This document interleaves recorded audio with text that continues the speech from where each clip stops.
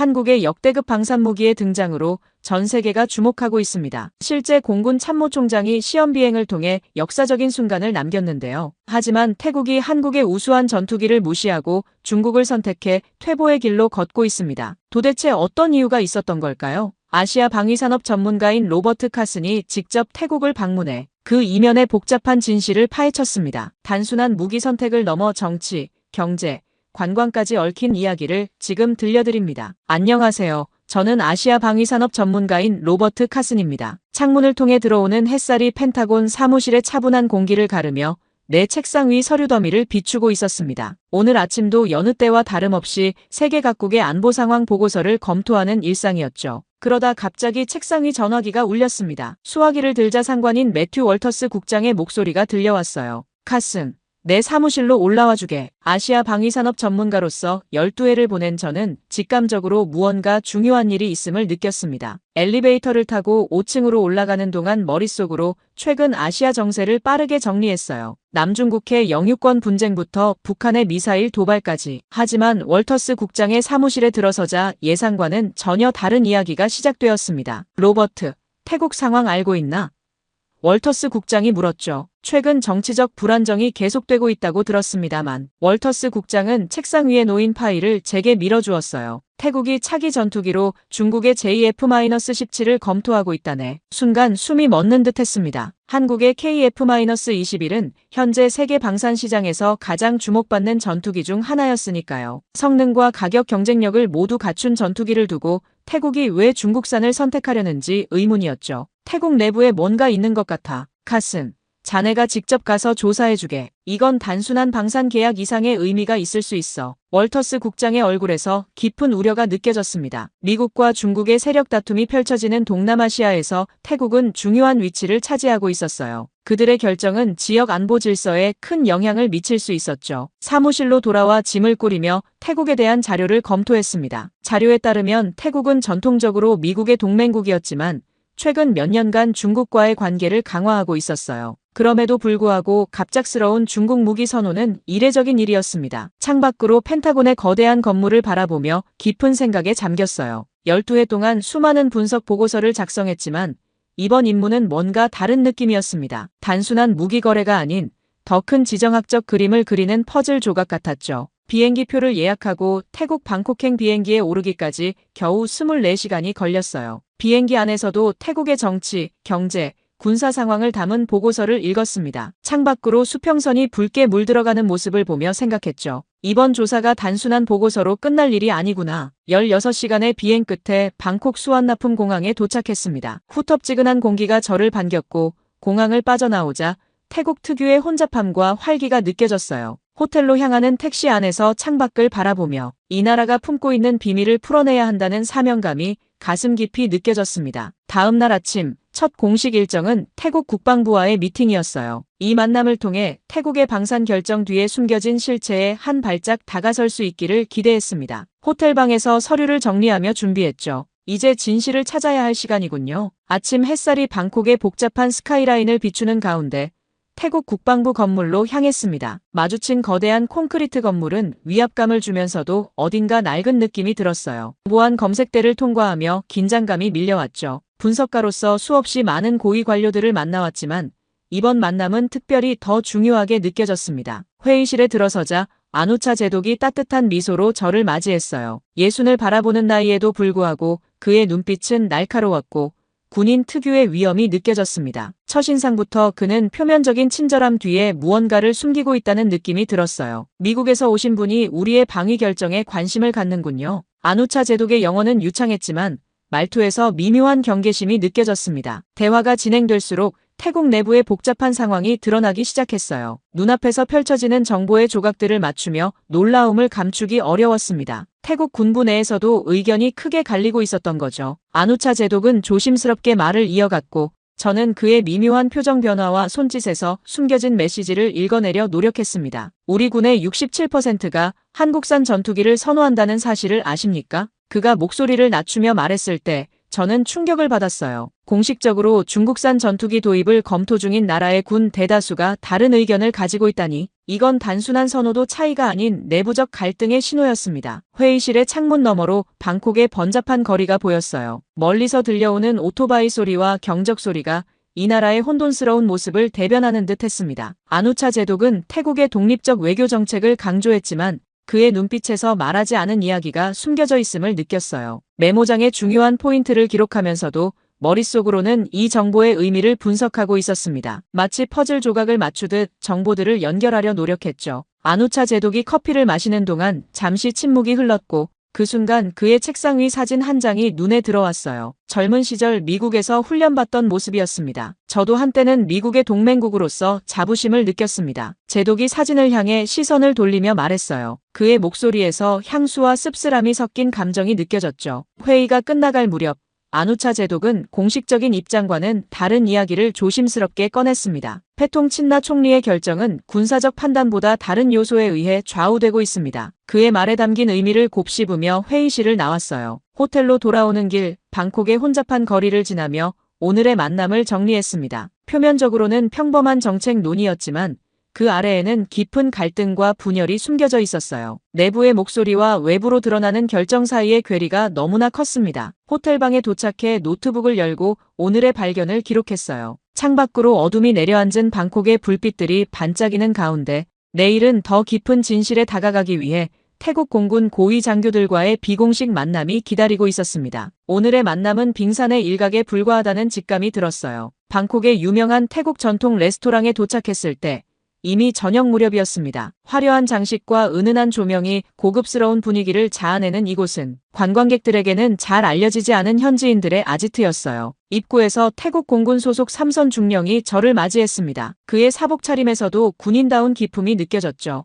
여기서는 편하게 이야기할 수 있습니다. 벽에도 귀가 없으니까요. 그가 작은 목소리로 말했어요. 프라삿 대령, 위차이 중령, 그리고 태국 공군 시험평가단 출신의 탄핵, 퇴역 소장까지 총 4명의 고위 장교들이 저를 기다리고 있었습니다. 모두 사복 차림이었지만 그들의 자세와 눈빛에서 군인의 면모가 느껴졌어요. 테이블에 앉자마자 태국 전통주인 메콩 위스키가 돌아갔습니다. 첫 잔을 비우고 나서야 본격적인 대화가 시작됐어요. 프라삿 대령이 주변을 살피며 낮은 목소리로 말했습니다. 우리가 여기서 당신을 만나고 있다는 사실이 알려지면 큰일 납니다. 그의 얼굴에서 긴장감이 느껴졌어요. 태국식 해산물 요리가 테이블에 차려지는 동안 이들의 이야기는 점점 더 깊어졌습니다. 중국제 K8 훈련기로 인해 겪었던 끔찍한 정비 문제와 부품 조달의 어려움, 그리고 그로 인한 사고 위험성까지 그들의 얼굴에서 분노와 좌절감이 번갈아 나타났어요. 처음에는 저렴한 가격에 혹했지만 결국 더 많은 비용을 지불했습니다. 타넷 소장의 목소리에는 쓴 경험에서 우러나오는 후회가 담겨 있었습니다. 매운 또똠꿍 수프를 마시며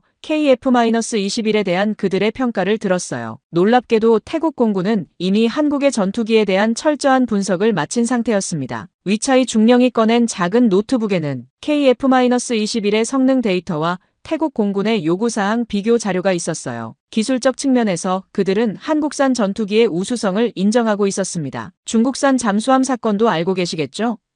프라삿 대령이 물었어요. S-26T 잠수함의 독일 엔진 문제로 인한 갈등은 이미 국제적으로도 알려진 사안이었습니다. 태국이 중국에서 구매한 잠수함에 독일이 엔진 수출을 거부하면서 전체 계약이 표류하고 있었죠. 레스토랑의 은은한 음악 소리 속에서 그들의 답답한 심정이 전해져 왔습니다. 군인으로서 최선의 장비를 원하지만 정치적 결정에 의해 그들의 목소리는 묵살되고 있었어요. 맛있는 요리와 술이 오가며 대화는 더욱 솔직해졌습니다. 총리는 왜 군의 조언을 무시하고 중국과의 계약을 고수하는 걸까요? 제가 핵심 질문을 던졌을 때 테이블에 무거운 침묵이 내려앉았어요. 타넷 소장이 주변을 둘러본 후 작은 목소리로 말했습니다. 이건 군사적 결정이 아닙니다. 정치와 돈의 문제죠. 그의 눈빛에서 깊은 걱정이 읽혔어요. 밤이 깊어갈수록 태국 군부의 갈등의 실체가 드러났습니다. 패통 친나 총리의 강력한 친중 성향과 그 배후에 있는 정치적, 경제적 이해관계, 복잡하게 얽힌 이야기를 머릿속으로 정리하며 메모를 이어갔어요. 자정이 가까워질 무렵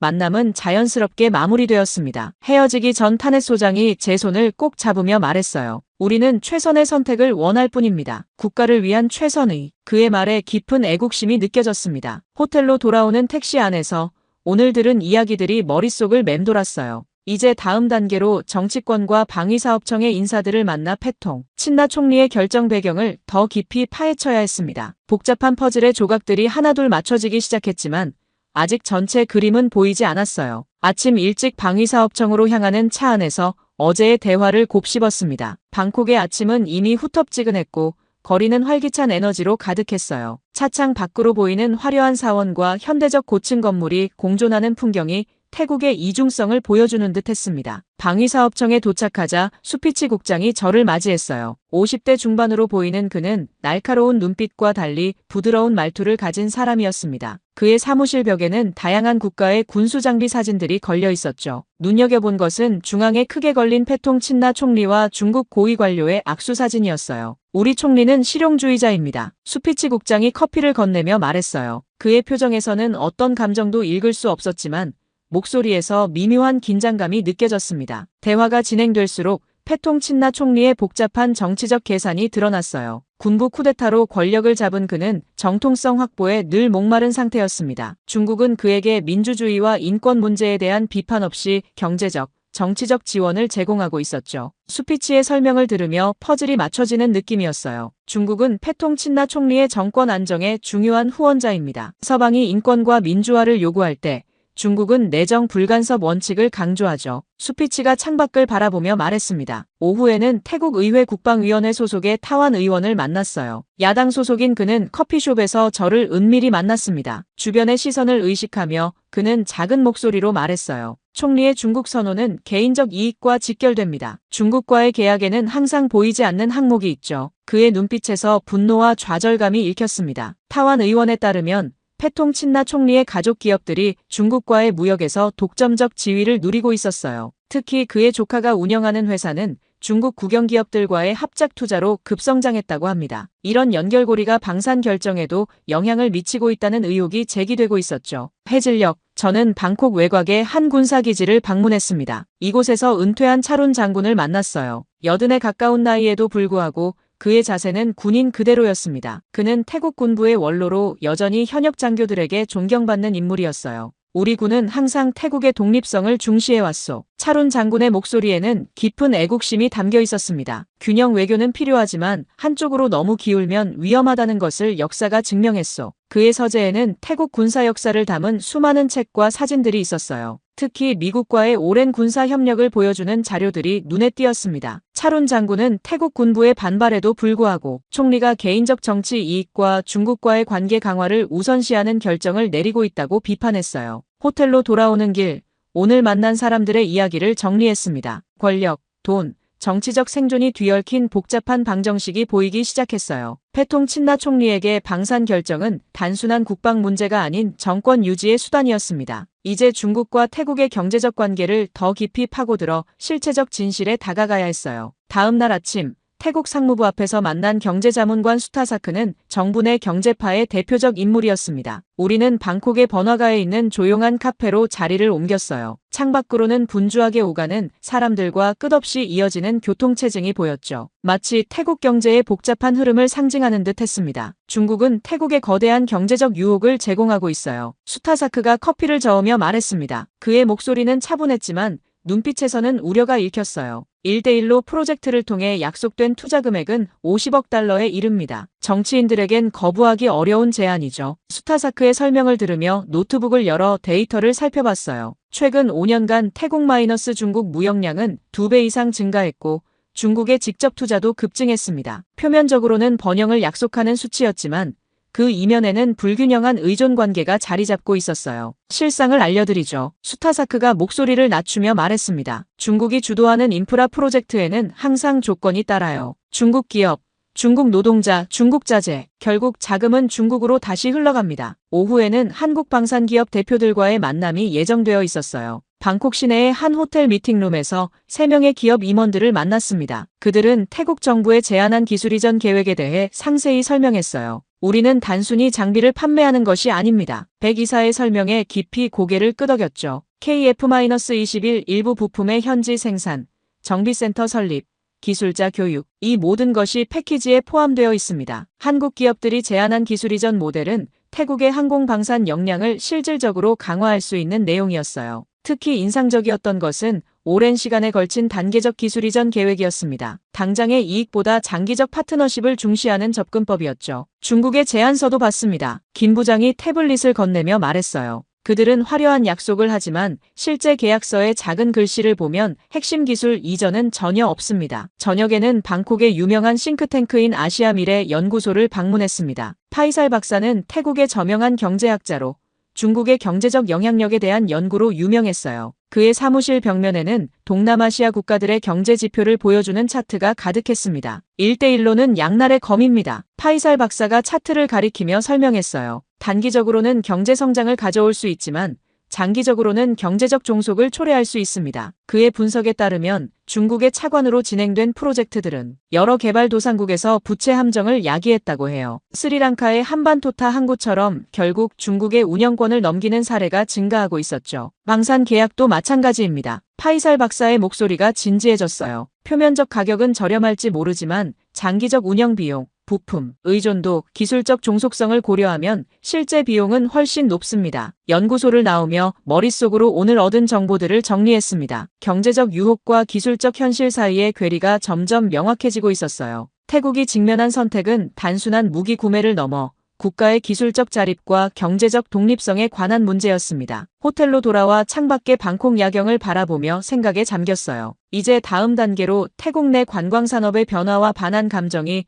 태국 경제에 미친 영향을 조사해야 했습니다. 경제와 정치, 그리고 문화적 요소가 복잡하게 얽힌 이 퍼즐의 다음 조각을 찾아야 할 시간이었어요. 다음 날 한때 한국인들로 북적였던 방콕의 한인타운을 찾았습니다. 오전 10시가 넘었는데도 거리는 썰렁했어요. 화려한 간판들은 여전했지만 그 아래 상점들은 대부분 문을 닫았거나 텅 비어 있었습니다. 마치 활기를 잃은 무대 세트장 같은 기분이 들었어요. 예전에는 이 시간에 한국인 관광객들로 발 디딜 틈이 없었죠. 10년 넘게 한국 음식점을 운영해온 소년 씨가 말했습니다. 그의 레스토랑은 텅 비어 있었고 얼굴에는 깊은 걱정의 주름이 그려져 있었어요. 지난 6개월 동안 매출이 70% 이상 줄었습니다. 태국 관광청의 데이터를 검토하면서 충격적인 변화를 발견했어요. 한국인 관광객 수는 이전 대비 60% 가까이 감소했습니다. 그 자리를 중국 관광객이 메우고 있었지만 소비 패턴은 완전히 달랐어요. 한국인 관광객 1명이 쓰는 돈은 중국인 관광객 2명이 쓰는 돈과 맞먹었어요. 태국 관광협회의 프라윷 회장과의 인터뷰에서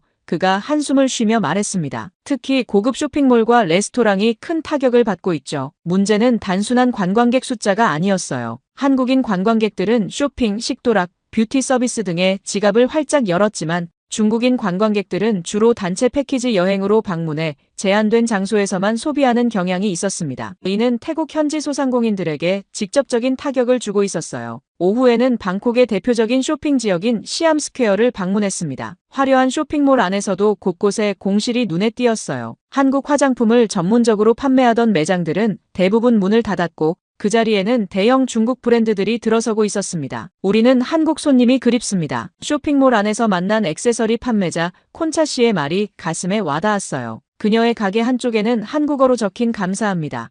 안녕하세요 같은 인사말이 아직 남아 있었습니다. 한국인들은 품질을 알아보고 가격을 깎지 않았어요. 중국인들은 항상 반값을 요구하죠. 태국 내 반한 감정의 원인을 탐색하기 위해 현지 언론사와 소셜미디어를 분석했습니다. 놀랍게도 체계적인 여론 조작의 흔적이 발견됐어요. 특히 한국인 관광객의 부정적 사례를 과장하거나 한국 기업의 태국 진출을 경제적 침략으로 프레이밍하는 콘텐츠가 많았습니다. 이런 콘텐츠의 상당수가 중국 IP 주소에서 생성되고 있어요. 태국의 사이버 보안 전문가 타논이 그의 모니터를 가리키며 설명했습니다. 전형적인 여론 조작 패턴입니다. 저녁에는 파타야의 유명 해변을 방문했어요. 한때 한국인 관광객들로 북적였던 이곳은 이제 한산했습니다. 해변가 상점들은 대부분 문을 닫았고 몇몇 레스토랑만이 간신히 영업을 이어가고 있었어요. 태국 정부가 중국 관광객 유치에 총력을 기울이는 것은 이해합니다. 파타야 관광협회의 손밭 부회장이 말했어요. 하지만 중국 관광객의 1인당 소비액은 한국인의 절반 수준에 불과해요. 숫자로는 매워도 경제적 효과는 따라오지 못하고 있죠. 통계 자료를 확인해보니 손밭의 말이 정확했습니다. 한국인 관광객의 평균 체류 기간은 6.5일, 1인당 소비액은 1,800달러였던 반면 중국인 관광객은 체류 기간 4.3일의 소비액은 990달러에 그쳤어요. 수치상으로 2배 가까운 차이였습니다. 호텔로 돌아오는 길 거리의 간판들이 중국어로 바뀌어가는 모습이 인상적이었어요. 태국의 관광 생태계가 빠르게 재편되고 있었지만